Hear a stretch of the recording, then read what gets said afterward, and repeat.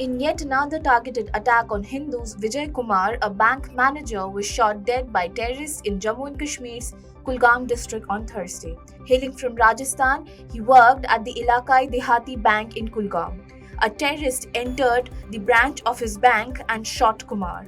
He succumbed to his injuries as he was being rushed to the hospital. The attack comes just 2 days after Hindu teacher from Jammu, Rajni Bala, was killed by terrorists outside a school in Kulgam.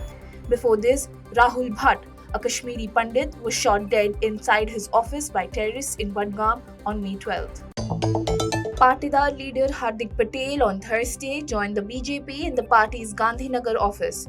He had recently resigned from the Congress last month.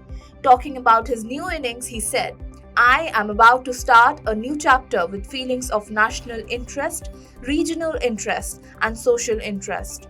I will work as a small soldier in national service under the leadership of Prime Minister Narendra Modi." The BJP on Thursday alleged that Gandhi family was the most corrupt family in the world. Addressing the press in the national capital over the National Herald case, BJP spokesperson Gaurav Bhatia, while rejecting the charge of political vendetta leveled by the Congress on the ruling party, said, "The Congress should tell the country that both Sonia Gandhi and Rahul Gandhi are on bail in a case of corruption in the National Herald case. The ED has summoned Congress President Sonia Gandhi and party MP Rahul Gandhi for questioning in a money laundering case linked to the National Herald newspaper."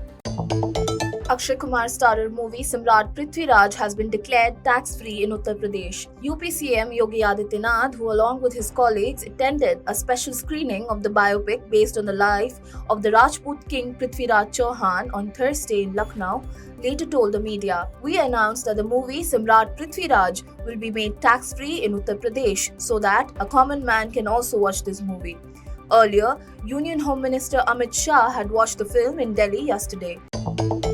3 soldiers were injured in a blast at Shopian district in Jammu and Kashmir on Thursday. The explosion took place in a private vehicle which was hired by the army. As per IG Police Vijay Kumar, the nature of the blast is being investigated. On the other hand, PRO Defence Srinagar said that the blast may have been caused by either an IED or a grenade or a battery malfunctioning in the vehicle. Meanwhile, the 3 injured soldiers have been taken to the hospital for treatment. The Railway Protection Force and frontline railway staff rescued 150 women from becoming victims of human trafficking during a pan-India drive called Operation Mahila Suraksha from May 3rd to May 31st this year.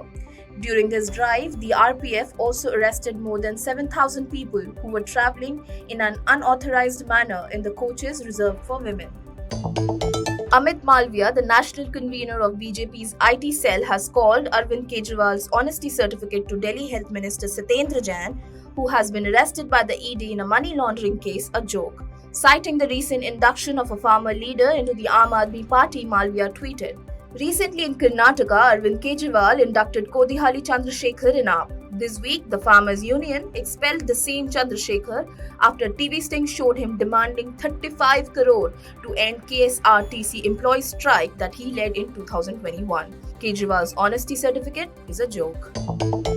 The Directorate General of Civil Aviation has imposed a fine of Rs 10 lakh on Vistara Airlines for violating safety regulations and letting an improperly trained pilot land an aircraft with passengers on board at the Indore airport.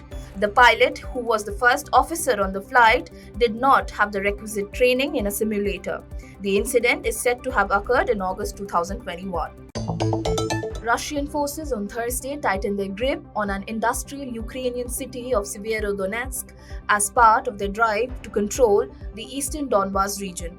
Also, 4 Russian missiles hit railway infrastructure targets in 2 places in the western Lviv region bordering Poland, causing significant damage. On the other hand, Moscow had accused the United States of adding fuel to the fire after President Joe Biden announced a $700 million weapons package for Ukraine that will include advanced rocket systems with a range of up to 50 miles.